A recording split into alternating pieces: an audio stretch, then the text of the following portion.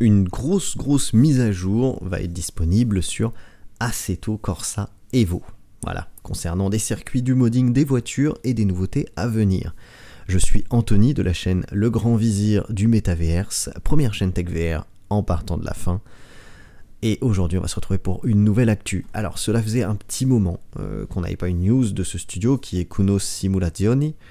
Et là, ils viennent du coup de partager une vidéo détaillée, très détaillée, avec toutes les nouveautés et les changements à venir sur Assetto Corsa. Voilà, dont notamment des ajouts, des corrections du côté de la réalité virtuelle.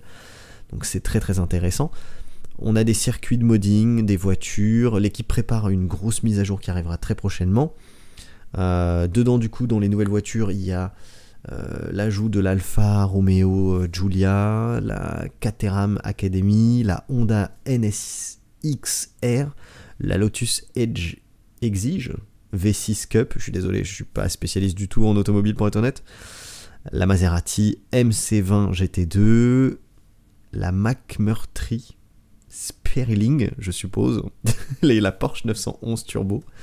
Il y aura l'ajout également de 3 circuits supplémentaires. Donc dans ces 3 nouveaux circuits, vous aurez le circuit of the Americas, Donington Park et Red Bull Ring. Et un sélecteur de grilles personnalisé ainsi qu'une refonte visuelle de l'interface seront intégrés prochainement, offrant davantage de contrôle et une navigation modernisée. Pour ce qui est du mode carrière et du mode libre, maintenant il y aura une séparation bien plus claire entre ces deux modes. Kunos introduira du coup aussi 2 modes de jeu, donc le mode carrière, l'achat de voitures avec la monnaie du jeu, et le mode libre. Là-dedans, vous allez pouvoir avoir un accès immédiat sur tout le contenu sans aucune restriction. Le studio précise également qu'Assetto Corsa Evo ne nécessitera pas de connexion permanente pour pouvoir jouer en mode solo, donc ça c'est plutôt très appréciable.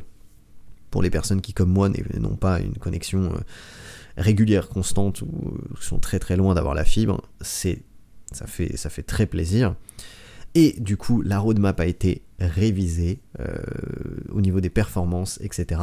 La prochaine mise à jour de l'accès anticipé inclura plus de contenu que prévu, avec plus de voitures, le circuit quota, des optimisations pour la réalité virtuelle, les écrans triples et de l'intelligence artificielle. Alors je suis très curieux de voir comment est-ce qu'ils vont intégrer l'IA dans cette partie-là, mais je pense que ça peut être très intéressant.